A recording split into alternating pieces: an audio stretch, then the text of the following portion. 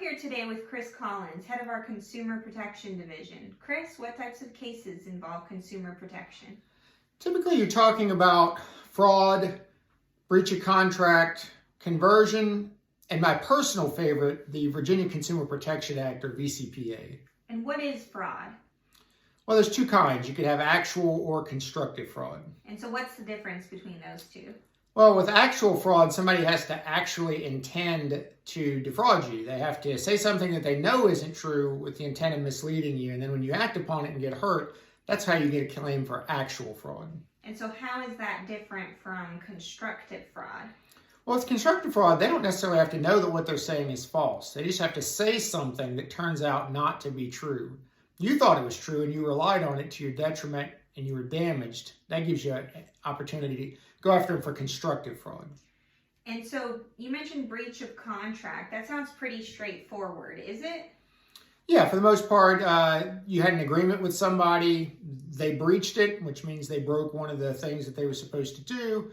And as a result, you want to either enforce the contract or you want to sue for damages that you suffered as a result of them not keeping their word. And so does that agreement or contract have to be in writing? Well, some of them do. If they fall under Virginia's statute of frauds, then they either have to be in writing or at the very least there has to be a writing that evidences or proves that there was an agreement. And so what kind of a writing? Well, it could be a text. It could be an email. I mean, they could even have a handwritten note. We just need something that satisfies the writing requirement that we can show the court so they know what the terms were. Wow, so are you saying that in some situations an oral contract could basically be enforced even if it's covered by the statute of frauds? Correct. In fact, most oral agreements are enforceable. The problem you run into is proving what the terms of that were since they weren't written down. But even if it is covered by the statute of frauds, if we can produce some sort of writing to show the court to prove that there was an agreement, then yes, in some cases, you could actually have a cause of action there. But it's going to depend on the facts of each case? Always, right. As with almost every area of the law and every cause of action, they're very fact dependent. And as a result of that, it's not a one-size-fits-all approach. So you mentioned conversion. What is that? Well, conversion means you had something, some piece of property, and somebody took it, and they either destroyed it or they won't give it back. So isn't that criminal? Well, there is a criminal version of that called larceny, and you could have lots of different kinds of larcenies. Conversion is like the civil form of larceny. Gotcha. So I just want to take you back to what you said earlier. You said the VCPA is your favorite. What is that exactly?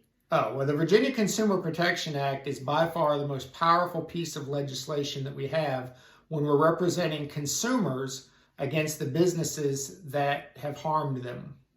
So how so?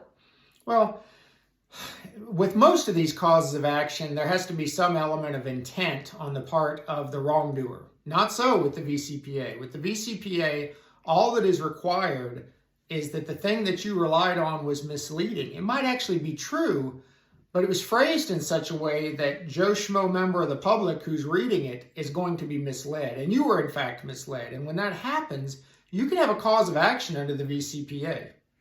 So without using any names, could you give us an example or a hypothetical? Sure. Some cases that I've been involved in? Sure, yep. Okay, so the first one that comes to mind, there was a Fortune 500 company. The company had put out an advertisement. Somebody just walking in off the street relied on that advertisement. They made a purchase thinking that they were going to be charged X, and instead they were charged Y. And they came to us. It was actually a very small amount of money that was involved. They didn't think there was really anything we could do. But fortunately, the way the VCPA is structured, the other side can be forced to pay your attorney's fees. So even though it was a small amount of money, we took their case. We went after that company, and we actually got them a cash settlement. And yes, we got our attorney fees paid as well. And so doesn't an attorney, though, in this type of case cost a lot of money? Like, is it worth it if you've only lost a few $100s? Yeah, so that's a good example right there. The amount of money that they were out was pretty small. We got them a lot more than what the amount they were actually defrauded for. It's another thing under the VCPA. You can get triple damages. But no, because the VCPA requires the other side to pay our attorney fees when there's a willful violation, we can take even very small cases, and it's worth our investment of attorney time in order to get you justice. But that's if the case is successful, right? Not necessarily every case. Correct. And so we take a big risk when we take these cases. They're almost always on some sort of contingency where we get a portion of what we recover on the client's behalf or the attorney fees if the court makes the other side pay attorney fees. So there really isn't a whole lot of risk on the part of the client if we decide to take their case. Gotcha. And if somebody's watching this right now and they think they've been ripped off, what should they do? Well, they definitely need to give me a call. We can set up a entirely confidential consultation.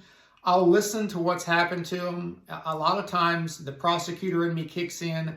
I might send the client back out to gather some additional evidence before I make a final decision about whether we want to take their case. But they'll at least have an idea of the elements that are involved in their case and what they need to do in order to go about fixing it. And so if we're going to get involved, we're going to give you a checklist. You're going to follow through on that. You're going to provide us all of that evidence, and we're going to assess whether that is a worthwhile case for us to bring on the client's behalf. And if it is, we'll sign you up and we'll take it from there. All right. Thank you, Chris. Thank you.